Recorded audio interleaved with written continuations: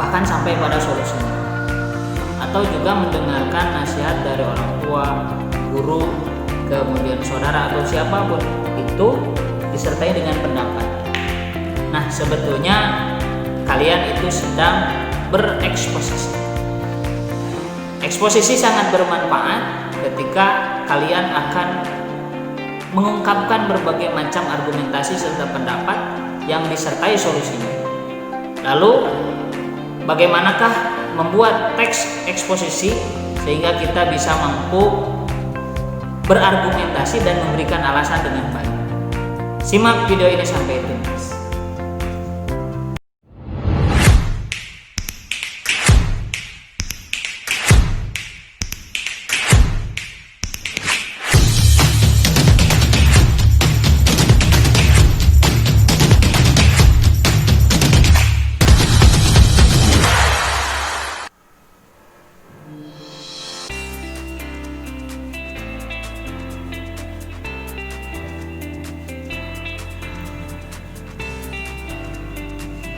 Bismillahirrahmanirrahim. Assalamualaikum warahmatullahi wabarakatuh.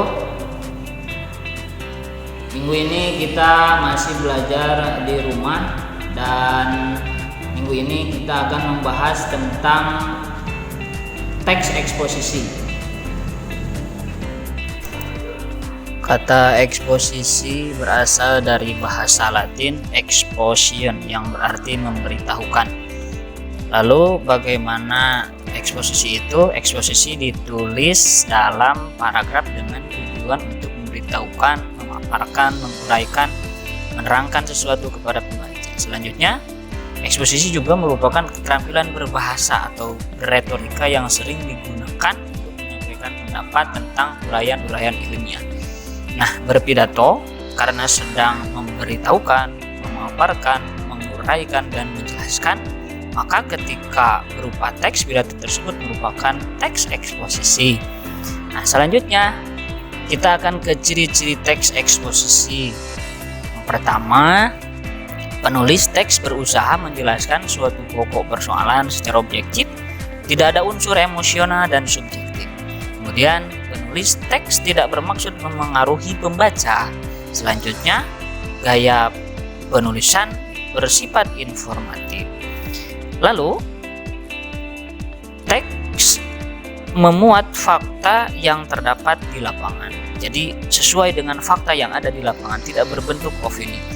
Kemudian, infonya bahwa eksposisi itu adalah suatu bentuk tulisan atau keterampilan berbahasa secara efektif yang berusaha untuk menerangkan dan menguraikan suatu pokok pikiran. Nah, selanjutnya, langkah-langkah untuk menyusun teks eksposisi.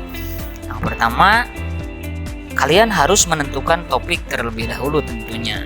Lalu dari topik tersebut tujuannya untuk apa? Nah, sebelum ketulisan harus buat kerangkanya terlebih dahulu. Dan selanjutnya mengumpulkan bahan-bahan untuk dijadikan tulisan. Terakhir adalah menulis karangan atau paparan eksposisi. Anak-anak, selanjutnya kita ke struktur teks eksposisi. Ada 3 struktur teks eksposisi tersebut. Yang pertama itu ada tesis atau opini di awal, kemudian dilanjut dengan argumentasi, diakhiri dengan penegasan ulang.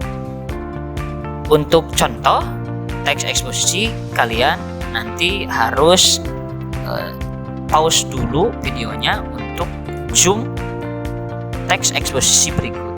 Silahkan dibaca, silahkan di pause. Nanti kita akan jelaskan bagaimana atau di mana pendapatnya, kemudian di mana opininya, di mana argumentasinya. Nah, kita bahas satu persatu. Nah, dari teks tersebut, di awal ada pendapat atau tesis atau juga opini, yaitu di bagian akhir di paragraf pertama.